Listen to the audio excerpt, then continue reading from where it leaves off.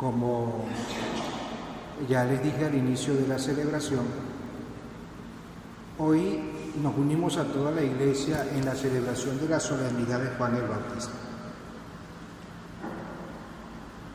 Juan el Bautista, que era un hombre que gozaba de muchísimo aprecio. De hecho, el Señor se refiere a él como el mayor de los nacidos de mujer. Era un hombre religioso, un hombre muy sobrio. Se vestía con piel de camello y comía lo que encontraba en el desierto. Era una persona que inclusive hasta sus propios enemigos le tenían respeto. Inclusive los que no eran judíos, porque Herodes, recordémoslo bien, Herodes no era judío. Y Juan el Bautista se dirigió a Herodes para decirle: oye, no está bien que tú estés viviendo con la esposa de tu hermano. Y lo decía públicamente. Y Herodes lo hizo apresar. Y sin embargo, estando Juan el Bautista en prisión, Herodes bajaba a visitarlo, iba a escucharle, y en muchísimas cosas seguía el parecer de Juan el Bautista. Juan el Bautista sabía que él era un instrumento, y de hecho decía que lo más importante es Jesucristo.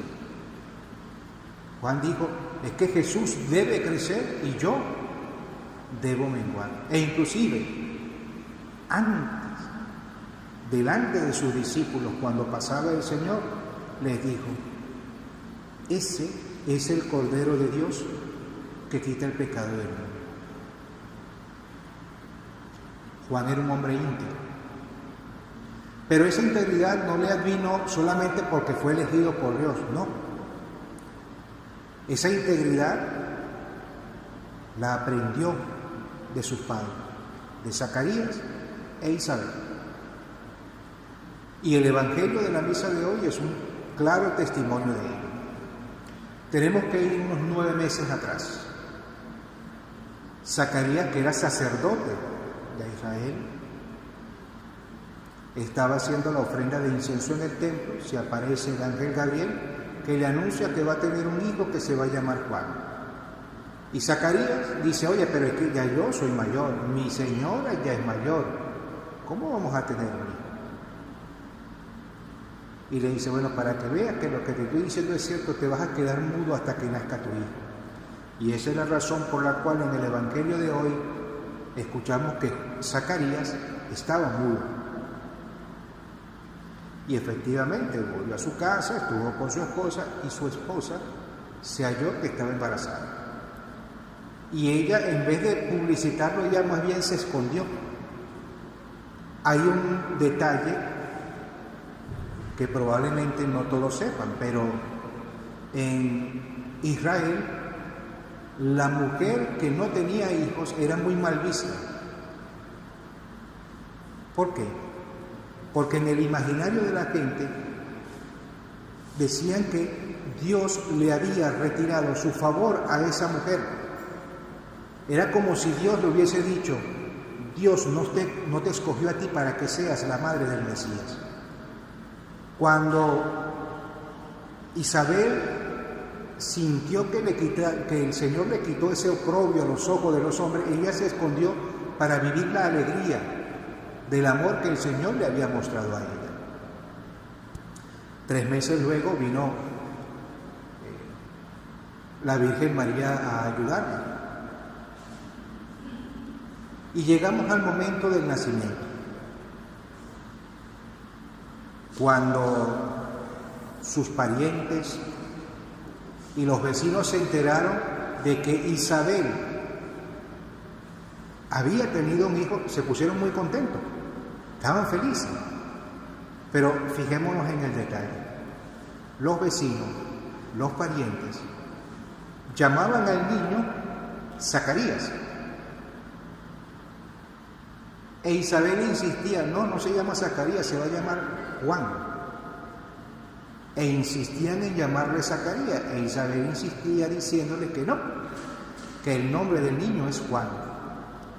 Y entonces el colectivo, la sociedad, la comunidad le dice a Isabel, pero es que ninguno de tu familia se llama así. Y esa misma gente buscando padrino va donde el papá. Que por cierto hay un detalle curioso. Dice que le preguntaron por señas a Zacarías cómo quería que se llamara el hijo. Zacarías estaba mudo, pero no sordo. Pero es una cuestión normal de que nosotros cuando vemos que alguien no puede hablar pensamos que tampoco puede oír. Y él pide una tablilla y escribe, su nombre es Juan. Con esto estaban mostrando tanto Isabel como Zacarías su integridad. Y estaban demostrando que primero era la voluntad de Dios por encima de la voluntad del colectivo. Y esta es una enseñanza para nosotros hoy. La inmensa mayoría de los fieles cristianos hoy dejan de cumplir la voluntad de Dios por presión social, por la moda, o porque es la mala costumbre que todo el mundo hace, cuando no es así. De hecho, San Pablo dice que para él es muchísimo más fácil hacer el mal que no quiere que el bien que sí quiere. Es mucho más fácil convencer a una persona para ir a una protesta contra el gobierno que decirle, oye, vamos a hacer una visita al Santísimo Sacramento y vamos a pedir por la paz, el progreso y la reconciliación de nuestro país. Y es normal, por ejemplo, en el caso de ustedes, que legítimamente vienen a descansar y estar un rato en el mar, y entonces dicen, oye, ¿qué hora es? Es tal hora. Ah, bueno, yo les dejo porque tengo que ir para la misa. Pues el grupo de personas en la cual ustedes están, le van a decir, pero quédate, vas otro día, por un día que falte, por un día que tú no vayas a misa, y va a comenzar la presión. La inmensa mayoría de la gente normalmente cede. Pero eso no quiere decir que está bien, sigue estando mal. Juan el Bautista sabía que cuando estaba criticando al rey Herodes, sabía que lo que le podía esperar. Y eso no fue ninguna razón para dejar de hacer lo que Dios le pedía que hiciera. En esta celebración del nacimiento de Juan el Bautista, es una ocasión maravillosa para que nosotros reflexionemos cuál es nuestra actitud de fidelidad a la voluntad de Dios. Si somos de las personas que lo dejamos por dificultad, si somos de las personas que lo dejamos por presión social, por la moda, por lo que puedan decir otras personas. Pensemos lo que dijo Pedro cuando el Sanedrín lo detuvo a él y a Juan. El Sanedrín le dice, nosotros no le prohibimos a ustedes hablar en nombre de ese tal Jesucristo. Y entonces Pedro le contestó, bueno, juzguen ustedes si nosotros tenemos que hacer la voluntad de Dios o la voluntad de los hombres. Hoy es una ocasión para que nosotros hagamos el propósito de mantenernos íntegros en el cumplimiento de la voluntad de Dios, por encima de la presión social, por encima de la moda, por encima de lo que puedan decir los demás, por encima de nuestra propia comodidad. Primero, Cristo Jesús, conviene que Él crezca y que yo disminuya. Que el Señor desde el cielo nos ayude y nos bendiga. En el nombre del Padre, y del Hijo, y del Espíritu Santo. Amén.